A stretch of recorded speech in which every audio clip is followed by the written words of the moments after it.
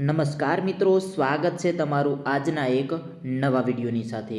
તો મિત્રો, આજના આ વિડીયોની અંદર આપણે એવા પ્રશ્નો જોવાના છીએ જે આપણને ઇલેક્ટ્રિકલ આસિસ્ટન્ટ વિદ્યુત સહાયકની પરીક્ષામાં ઉપયોગી થાય।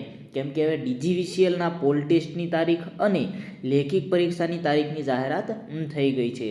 માત્ર 21-22 દિવસની અંદર છે તો ડીજીવીસીએલની વીએસની પરીક્ષા લેવાઈ જશે। આપણે કાલના વિડીયોમાં જોયું હતું કે તમારે 22 તારીખે છે તે પોલ ટેસ્ટ છે અને 5/1/2025ના રોજ છે તમારે લેખિત પરીક્ષા છે। એટલા માટે છે તે બધા જ પ્રશ્નો તમારા માટે ઉપયોગી છે, ધ્યાનથી જોઈ લેજો। તો જે મિત્રોએ ચેનલને સબસ્ક્રાઇબ નથી કરેલી તે મિત્રો ચેનલને પણ સબસ્ક્રાઇબ કરી દેજો, કેમ કે હવે તમારા ડીજીવીસીએલના ક્લાસ આપણે આ યુટ્યુબ ચેનલ ઉપર દરરોજ છે તે ચાલુ થઈ જશે। બને એટલા વધારે પ્રશ્ન લાવવાની આપણે તમારા માટે મહેનત કરીશું અને આપણી આઈટી ઇલેક્ટ્રિશિયન એપ્લિકેશનની અંદર પણ તમને અઢળક ફ્રી ટેસ્ટો પણ મળી જશે। ત્યારબાદ તમને અંદરથી ફૂલ કોર્સ જો મેળવવો હોય તો તે પણ તમને મળી જશે। આપણે લિંક છે તમને ડિસ્ક્રિપ્શનમાં આપેલી છે, ત્યાંથી તમે ડાયરેક્ટ એપ્લિકેશન પણ ડાઉનલોડ કરી શકશો। ત્યારબાદ વોટ્સએપ ગ્રુપ, ટેલિગ્રામ ગ્રુપની પણ લિંક છે, તેમાં પણ જોઈન થઈ જાઓ, તેમાં પણ અવારનવાર માહિતી તમને મળતી રહે છે। તો મિત્રો, હવે આપણા પ્રશ્નો ચાલુ કરીશું। એક પછી એક બધા પ્રશ્નો જોઈ લેજો, તમારા માટે ખૂબ જ ઉપયોગી પ્રશ્નો છે।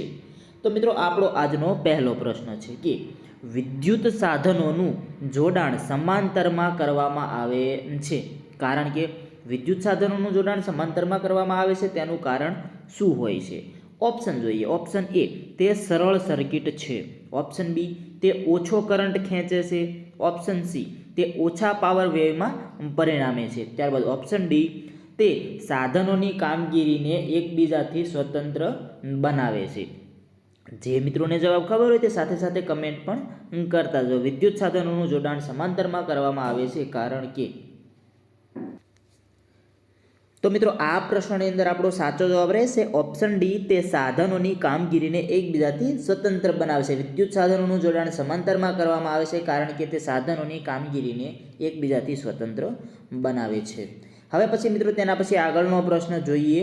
આ બધા પ્રશ્નો આપણે ડીજીવીસીએલની પરીક્ષામાં અગાઉ પૂછાઈ ગયેલા પ્રશ્નો છે, કેમ કે તમને જો પેપર સોલ્યુશન કરવું હોય તો પણ આપણને મળી જાય છે। એટલા માટે પેપર સોલ્યુશન કરેલું હોય છે તો આપણને ઘણો બધો પરીક્ષાની અંદર ફાયદો પણ થતો હોય છે। તો આપણો આગળનો પ્રશ્ન છે હેલોજન લેમ્પ એ, તો તેના ઓપ્શન જોઈએ। ઓપ્શન એ, ગેસ ડિસ્ચાર્જ પ્રકારનો લેમ્પ છે। ત્યારબાદ ઓપ્શન બી જોઈએ, આર્ક લેમ્પ પ્રકારનો લેમ્પ છે। ત્યારબાદ ઓપ્શન સી, કાર્બન ફિલામેન્ટ પ્રકારનો ઇન્કન્ડેન્સેન્ટ લેમ્પ છે। ત્યારબાદ ઓપ્શન ડી, મેટલ ફિલામેન્ટ પ્રકારનો ઇન્કન્ડેન્સેન્ટ લેમ્પ છે। હેલોજન લેમ્પ એ, હેલોજનને લગતા પણ પ્રશ્નો પૂછી શકે છે।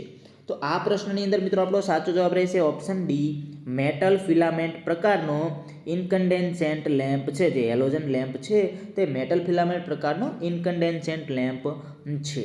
હવે તેના પછી આપણો આગળનો પ્રશ્ન જોઈશું કે ડ્રાય સેલનું કદ વધારે રાખવામાં આવે તો, ડ્રાય સેલ જે છે તેનું કદ વધારે રાખવામાં આવે તો શું થશે?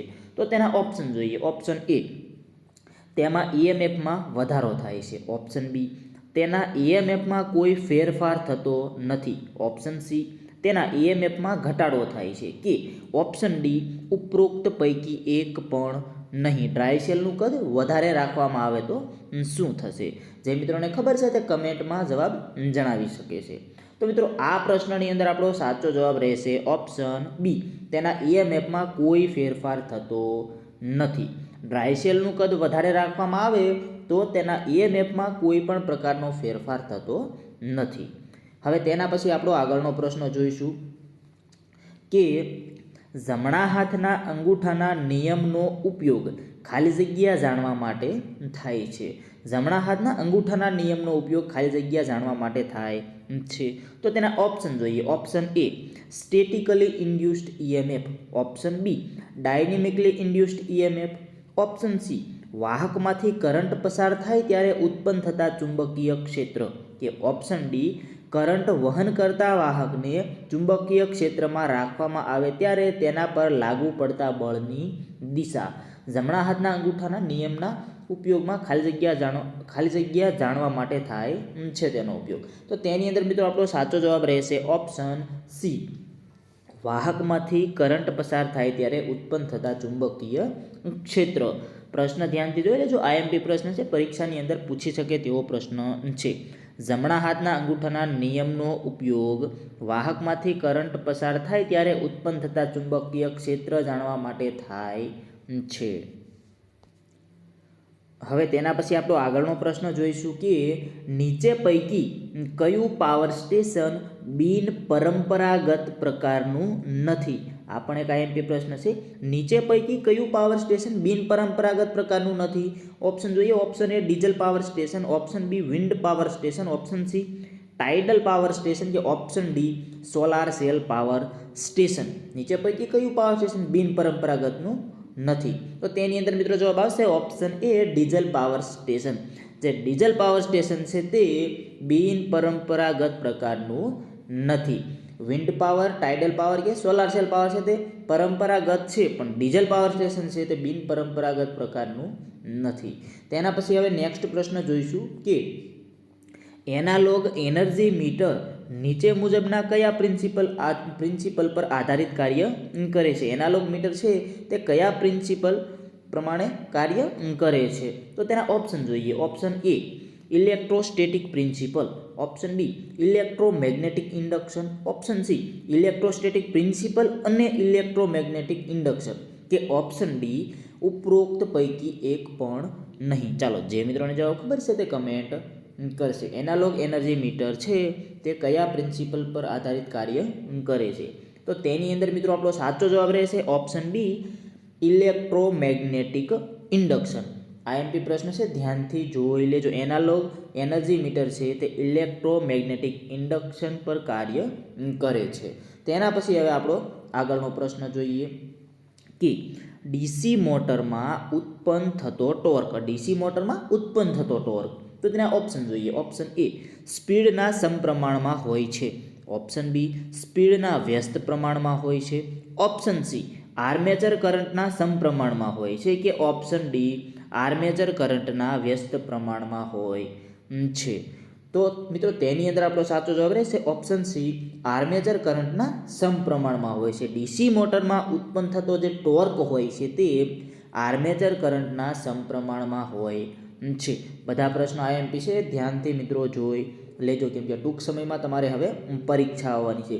મિત્રો એવું નથી કે આ ખાલી ડીજીવીસીએલમાં, આ એમજીવીસીએલ, યુજીવીસીએલ, જેટકો આ બધી કંપનીઓમાં લાગુ પડતા પ્રશ્નો છે, કેમ કે આવા પ્રશ્નો છે તે બધી કંપનીઓમાં પૂછાતા હોય છે. હવે મિત્રો આપણો આગળનો પ્રશ્ન જોઈશું કે ટ્રાન્સફોર્મરમાં કઈ વાઇન્ડિંગના આટાની સંખ્યા વધુ હોય છે? ટ્રાન્સફોર્મરમાં છે તે કયા વાઇન્ડિંગના આટાની સંખ્યા વધારે હોય છે? તો તેના ઓપ્શન જોઈએ. Option A primary winding, option B secondary winding, option C high voltage winding કે option D low voltage winding. ટ્રાન્સફોર્મરમાં કયા વાઇન્ડિંગના આટાની સંખ્યા વધારે હોય છે? આવો પ્રશ્ન પણ આપણને પરીક્ષાની અંદર પૂછી શકે છે. આ વખતે છે થોડીક વધારે મહેનત કરવાની રહેશે, કેમ કે હવે તમારે 100 માર્કનું પેપર હશે. જે પોલ ટેસ્ટના 25 માર્ક હતા તે નીકળી ગયા છે અને તે હવે લેખિત પરીક્ષાની અંદર એડ કરી દીધા છે. એટલે 75ના બદલે હવે તમારે 100 માર્કનું પેપર આપવાનું રહેશે. થોડીક મહેનત પણ વધારે કરવી જોઈશે મિત્રો. તો આ પ્રશ્નની અંદર આપણો સાચો જવાબ રહેશે option C high voltage winding. ટ્રાન્સફોર્મરમાં છે તે આપણે હાઈ વોલ્ટેજ વાઇન્ડિંગ હોય છે તેના આટાની સંખ્યા સૌથી વધારે હોય છે. હાઈ વોલ્ટેજ વાઇન્ડિંગના આટાની સંખ્યા વધારે હોય છે. તેના પછી મિત્રો આપણો આગળનો પ્રશ્ન જોઈએ કે બ્રિજ રેક્ટિફાયરના આઉટપુટ વેવફોર્મની ફ્રીક્વન્સી કેટલી હોય છે જો સપ્લાય સાઇન વેવ 50 હર્ટ્ઝનો હોય તો? બ્રિજ રેક્ટિફાયરના આઉટપુટ વેવફોર્મની ફ્રીક્વન્સી કેટલી હોય છે જો સપ્લાય સાઇન વેવ 50 હર્ટ્ઝનો હોય તો? તો મિત્રો તેની અંદર ઓપ્શન જોઈએ. Option A 100 hertz, option B 25 hertz, option C 50 hertz કે ઓપ્શન ડી 125 હર્ટ્ઝ. તો મિત્રો તેની અંદર આપણો સાચો જવાબ રહેશે ઓપ્શન એ 100 હર્ટ્ઝ કે બ્રિજ રેક્ટિફાયરના આઉટપુટ વેવફોર્મની ફ્રીક્વન્સી 100 હર્ટ્ઝ હોય જો સપ્લાય સાઇન વેવની 50 હર્ટ્ઝ હોય તો. તેના પછી મિત્રો આપણો આગળનો પ્રશ્ન જોઈશું. આ પણ એક આઈએમપી પ્રશ્ન છે, પરીક્ષાની અંદર પૂછાઈ ગયેલો પ્રશ્ન છે અને તમને પૂછી પણ શકે છે. આપણે તેનો પહેલા પ્રશ્ન જોઈ લઈએ કે નીચેના પૈકી કયો અર્થ અવરોધ સૌથી ચડિયાતો હોય છે? નીચેના પૈકી કયો અર્થ અવરોધ સૌથી ચડિયાતો હોય છે? ઓપ્શન જોઈએ. Option A 1 ohm, option B 15 ohm, option C 50 ohm કે ઓપ્શન ડી 100 ઓહમ.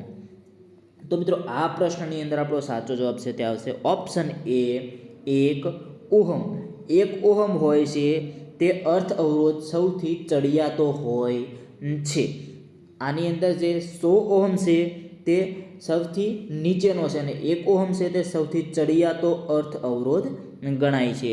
આવા પ્રશ્નો આપણને પરીક્ષાની અંદર પૂછી શકે છે. આ બધા પ્રશ્નો આઈએમપી હતા અને આપણી આ ચેનલ ઉપર ઘણા બધા બીજા પણ વિડીયો મૂકેલા છે, તે પણ જોઈ લેજો, કેમ કે તેની અંદર પણ અઢળક પ્રશ્નો મૂકેલા છે. ત્યારબાદ આપણી આઈટીઆઈ ઇલેક્ટ્રિશિયન એપ્લિકેશનની અંદર તમે ફ્રીમાં ટેસ્ટ પણ આપી શકો છો. તમે ટેસ્ટ સિરીઝની અંદરથી છે તે ટેસ્ટ આપશો એટલે તમને જલ્દીથી પણ યાદ રહી જશે. તે રીતની આપણે ટેસ્ટ સિરીઝ પણ અંદર મૂકેલી છે. અને જે મિત્રોને ફૂલ કોર્સ લેવો હોય તો તે અંદરથી પણ લઈ શકે છે. લિંક આપણે છે તે ડિસ્ક્રિપ્શનમાં આપેલી છે, ત્યાંથી તમે એપ્લિકેશન ડાઉનલોડ કરી અને અંદરથી કોર્સ પરચેઝ કરી શકો છો. આવા જ વિડીયો મિત્રો તમારા માટે દરરોજ આવતા રહેશે, એટલે આપણી ચેનલને પણ સબસ્ક્રાઈબ જરૂર કરી દેજો. ધન્યવાદ.